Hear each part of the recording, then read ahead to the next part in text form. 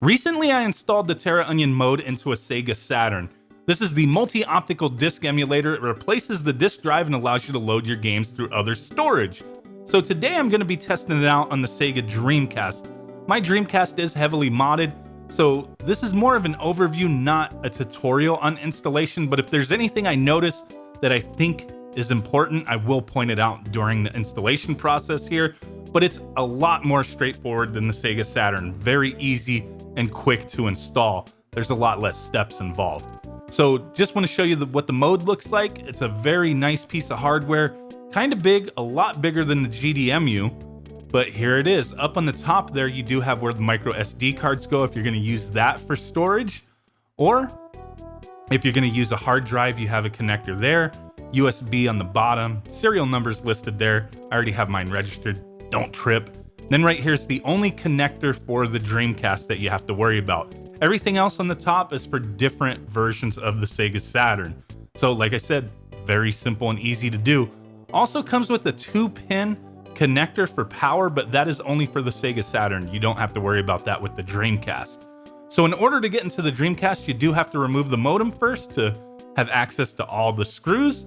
There are 4 screws, that's it. Phillips head, just take them out. Start that unscrewing action.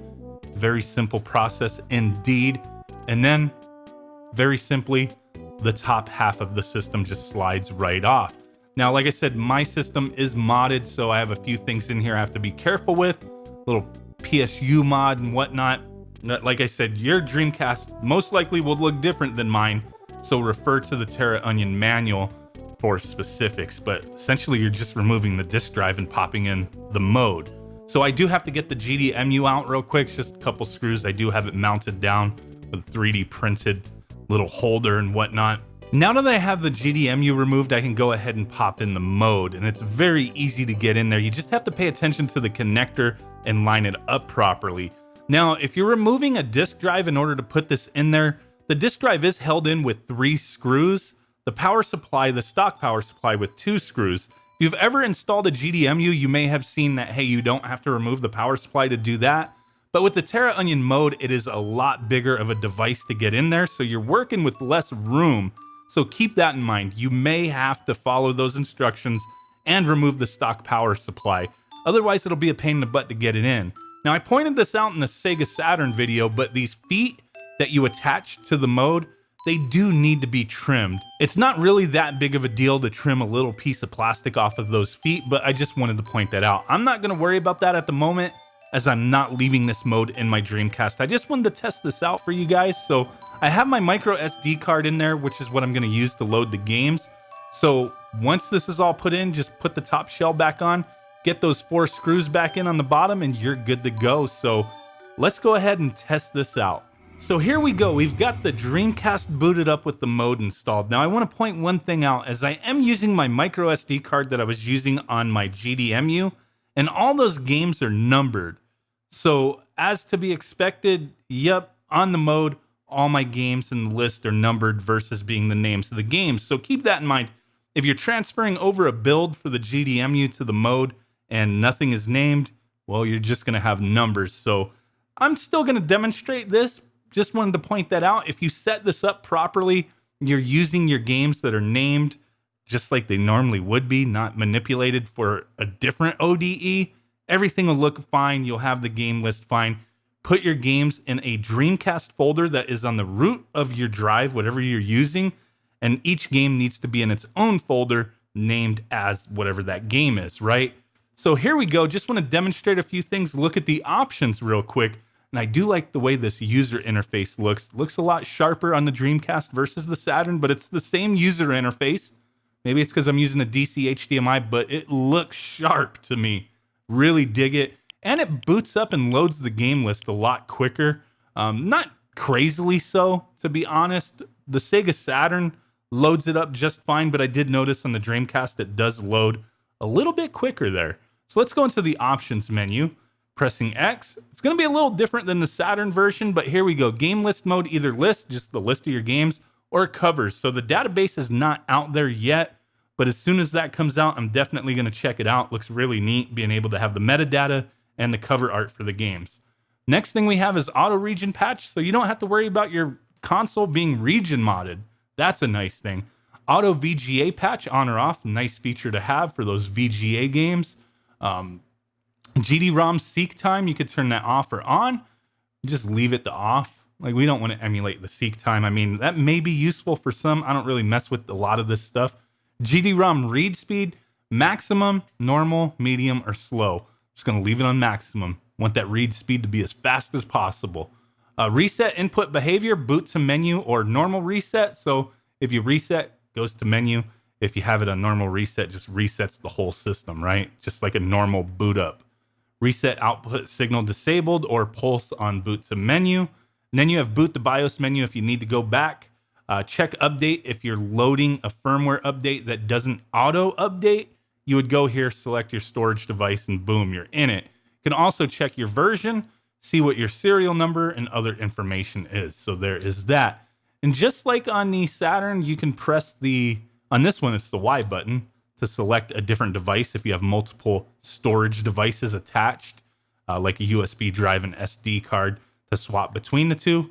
We don't have anything, so not a big deal. But if you notice that when I hit it again to go back to the menu of games, it like loads really quick. And the Saturn, it takes a couple extra seconds. At least for me, it did.